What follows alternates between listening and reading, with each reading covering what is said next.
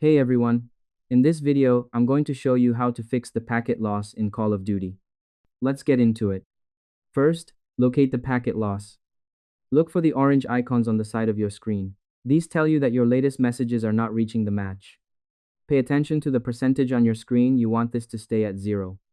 This causes the jumping or freezing you see on your screen. Next, disable on-demand texture streaming.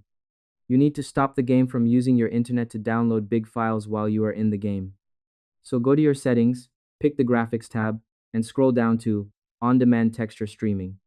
Switch this option to off, because if your internet is busy downloading heavy textures, it doesn't have room for your game movements. Turning this off saves all your speed for the actual game. Next, enable NVIDIA Reflex low latency. Now you can use a special tool to make sure your mouse or controller clicks happen as fast as possible on the screen. In the same graphics menu, look for the section called Display and find NVIDIA Reflex Low Latency. Choose On or On plus Boost to make your movements feel instant. This tool tells your computer to prioritize your game actions. It cuts down the wait time between your button and the game reacting. And that's it. I hope this helped you out and I see you in the next one.